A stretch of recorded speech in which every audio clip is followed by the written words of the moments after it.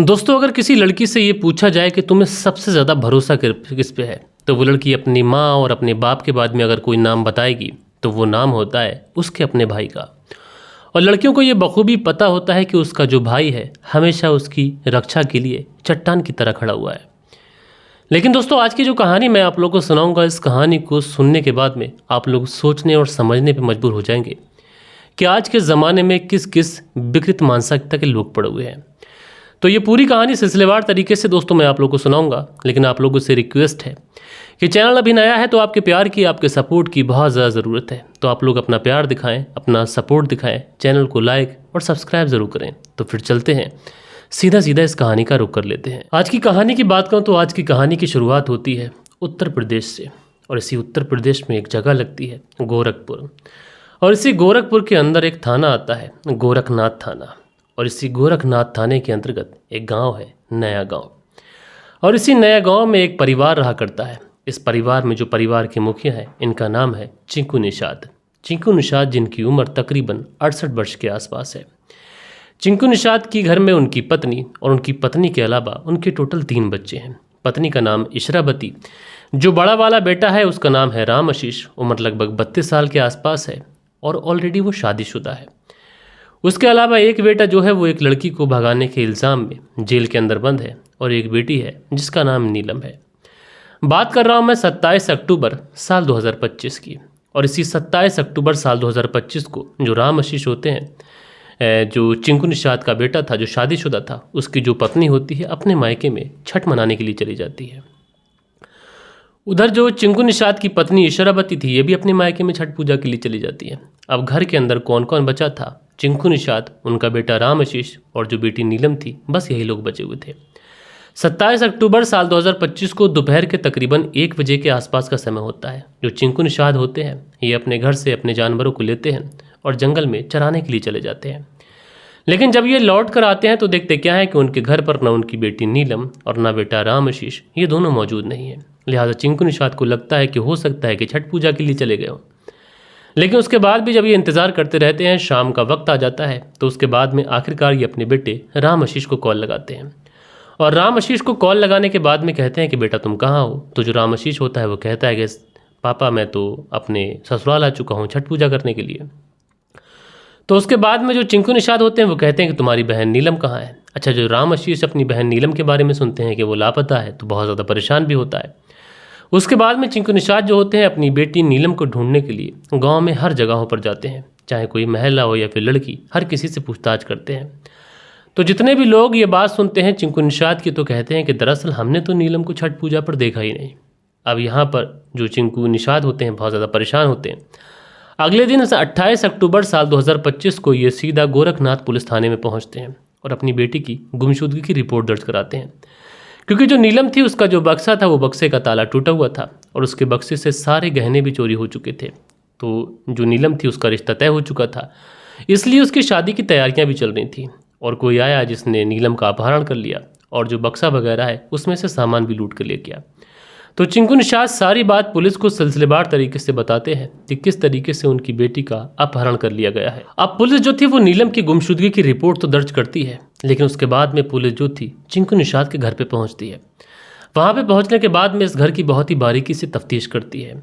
जो बक्सा वगैरह जो खुला हुआ था उसे देखने के बाद में पुलिस को भी ऐसा लगता है कि हो सकता है कि नीलम का किसी के साथ में कोई अफेयर हो, क्योंकि उसकी शादी भी लग चुकी थी और उस शादी से वो खुश ना हो तो सकता है कि वो अपने प्रेमी के साथ भाग गई हो। लेकिन उसके बाद में पुलिस जब नीलम के बारे में आस पड़ोस के लोगों से पूछताछ करती है, तो आस पड़ोस के जो लोग होते हैं ये पुलिस से सिर्फ और सिर्फ एक ही बात कहते हैं कि साहब नीलम इस तरीके की लड़की नहीं है, बल्कि नीलम तो बहुत ही साफ और सुलझी हुई लड़की है। जहाँ पर उसके माता पिता ने शादी का रिश्ता उसके तय किया था, उसी रिश्ते से वो बेहद खुश थी। तो ऐसा तो पॉसिबल नहीं है कि उसका कोई प्रेमी हो और नीलम उसके साथ चली गई हो। लिहाजा उसके बाद में पुलिस आस पड़ोस के जितने भी सीसीटीवी कैमरास थे उन सीसीटीवी कैमरास को खंगालती है। और जब पुलिस सीसीटीवी कैमरास को खंगालती है तो आखिरकार उस सीसीटीवी कैमरा के अंदर चिंकू निषाद का जो बेटा होता है, जिसका नाम होता है राम आशीष, वो अपनी बाइक से जाता हुआ दिखाई पड़ता है। लेकिन जब वो बाइक से जा रहा था तो उसकी बाइक के पीछे एक बोरी थी जिसका मुंह बंद था। अब पुलिस को उस बोरी के ऊपर और सारी चीज़ों के ऊपर डाउट हुआ। पुलिस ने आस पड़ोस के लोगों से जब पूछताछ की तो आस पड़ोस के लोगों ने बताया कि हाँ, राम आशीष जब जा रहा था, जब सारे लोग छठ के लिए जा रहे थे, तो उस समय राम आशीष की बाइक फिसल गई थी और जब वो बाइक लेकर गिर गया तो लोगों ने जब उसकी मदद करने की कोशिश की तो उसने लोगों की मदद लेने से इनकार कर दिया और उसके बाद में जैसे तैसे करके उसने अपनी बाइक को उठाया और वहाँ से 9-2-11 हो गया।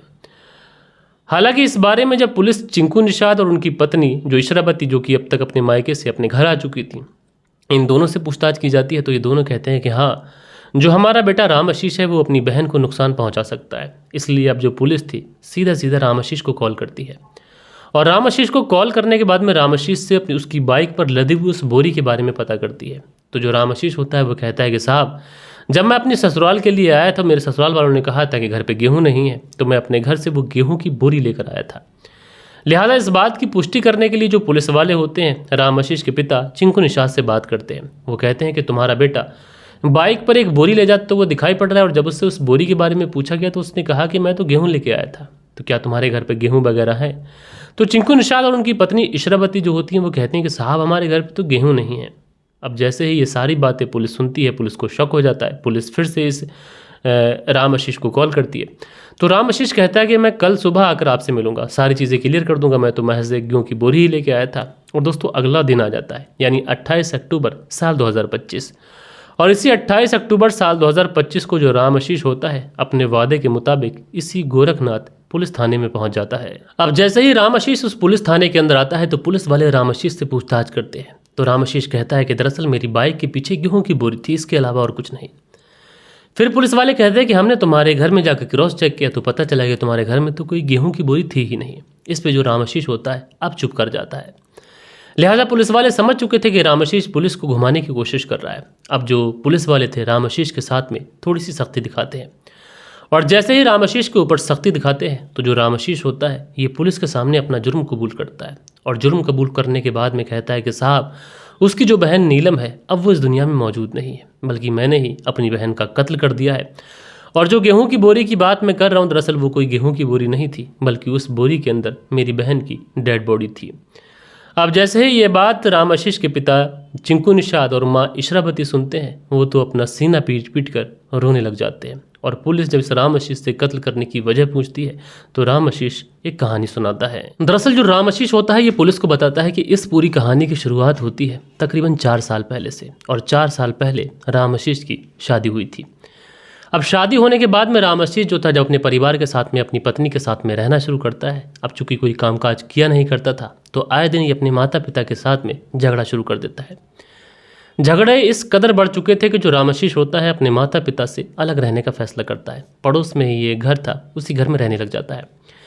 लेकिन जैसा ही थोड़ा समय गुजरता है, थोड़ा समय होने के बाद में राम आशीष का जो छोटा भाई था एक लड़की को भगा ले जाता है और उसी के इल्ज़ाम में वो जेल में चला जाता है।